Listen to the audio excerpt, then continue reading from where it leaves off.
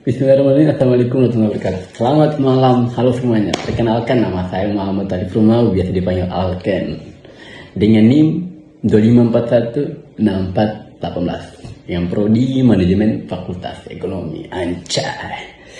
Baik, pada kesempatan kali ini saya akan membahas mengenai mengapa budaya cancel culture itu di media sosial lebih banyak merugikan daripada memberikan manfaat. Nah, baik, sini saya akan membahas sedikit terkait itu.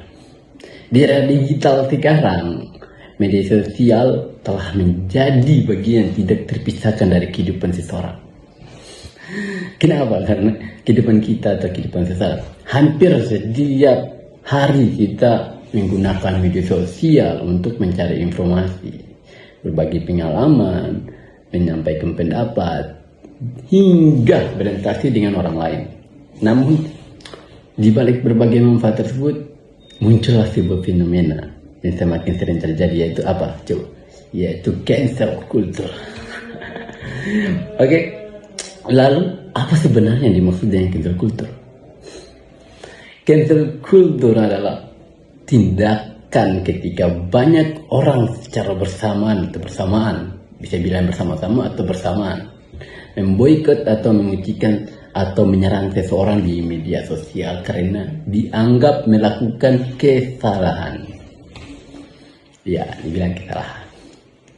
Baik melakukan ucapan, tindakan, maupun pendapatnya. Orang yang terkena cancel culture seringkali kehilangan dukungan dari masyarakat.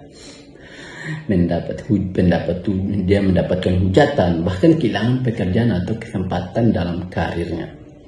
Sekilas, cancel culture mungkin terlihat sebagai cara untuk menegakkan keadilan. Banyak yang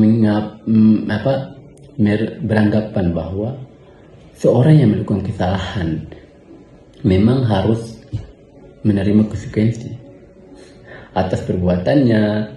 Namun jika kita melihat lebih dalam, budaya ini justru lebih banyak membawa dampak negatif dibandingkan positifnya.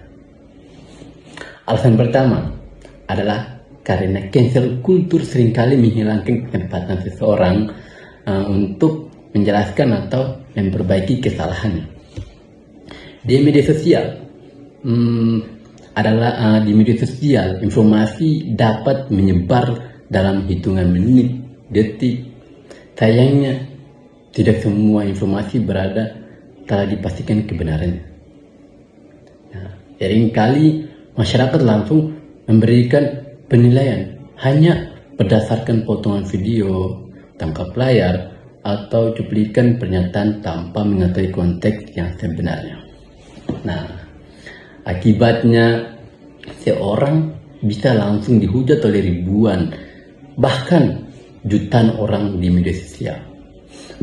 Sebelum fakta sebenarnya diketahui, dalam kondisi seperti ini, opini publik sering kali lebih kuat daripada proses mencari kebenaran. Padahal setiap orang berhak mendapatkan kesempatan untuk menjelaskan apa sebenarnya yang terjadi apa sebenarnya terjadi dan memperbaiki kesalahan yang telah ia buat. Iya kan? Iya. Alasan kedua adalah dampak psikologis yang sangat besar bagi korban cancel culture. Hujatan yang datang dari ribuan orang dalam waktu bersamaan dapat memberikan tekanan mental yang luar biasa. Banyak korban mengalami stres, kecemasan, depresi, kehilangan rasa percaya diri, hingga menarik diri dari lingkungan sosial. Ya, karena bahkan dalam beberapa kasus itu yang pernah terjadi di berbagai negara, tekanan akibat perundangan massal di media sosial berujung pada tindakan yang sangat tragis. Nah, hal ini menunjukkan bahwa kata-kata yang ditulis di media sosial bukanlah sesuatu yang sepele. Komentar negatif dilakukan banyak orang secara bersamaan dapat memberikan dampak yang lebih besar daripada yang kita bayangkan. Alasan ketiga itu adalah cancel culture dapat menghambat kebebasan berpendapat. Karena takut menjadi sasaran hujatan, banyak orang akhirnya memilih diam ketika ingin menyampaikan pendapatnya. Mereka khawatir jika ada kalimat salah dipahami itu berbeda dengan pendapat mayoritas. Mereka akan menjadi target serangan di media sosial. Padahal dalam masyarakat yang demokratis, perbedaan pendapat adalah suatu yang wajar. Diskusi yang bisa justru lahir dari adanya berbagai sudut pandangan yang berbeda. Jika setiap orang takut berbicara karena ancaman cancel culture, maka diskusi akan semakin sempit dan masyarakat kehilangan kesempatan untuk saling belajar.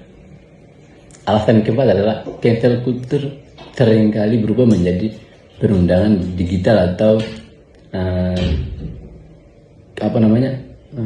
cancel bullying. Iya, itu bisa dibilang cancel bullying. Awalnya mungkin berupa kritik terhadap suatu tindakan. Namun lama-lama kelamaan itu kritik tersebut berubah menjadi hinaan. Kenapa? Ya karena ejekan, penyebaran informasi pribadi, bahkan ancaman kepada korban dan keluarganya. Pada titik ini, tujuan awal untuk mengkritik kesalahan sudah hilang. Yang tersisa hanyalah untuk mempermalukan seseorang di depan publik. Tindakan seperti ini tentu tidak diperbenarkan karena dapat merusak kehidupan seseorang secara sosial maupun emosional. Selain itu, cancel culture juga seringkali tidak memberikan kesempatan bagi seseorang untuk berubah menjadi pribadi yang lebih baik. Maka semua manusia pasti pernah melakukan kesalahan, iya kan? Iya. Maka tidak ada satupun manusia yang sempurna. Yang membedakan seseorang bukanlah apakah ia pernah berbuat kesalahan. Apakah ia pernah berbuat kesalahan atau tidak. Tetapi apakah ia mau belajar, meminta maaf, dan memperbaiki dirinya. Sayangnya kenapa? Sayangnya dalam budaya cancel culture, kesalahan yang pernah dilakukan seringkali terus diungkit meskipun orang tersebut sudah meminta maaf, menunjukkan perubahan. Akibatnya seorang dapat terus menerima hukuman sosial tanpa batas waktu. Padahal memberikan kesempatan kedua merupakan salah satu bentuk kemanusiaan yang penting dalam kehidupan bermasyarakat.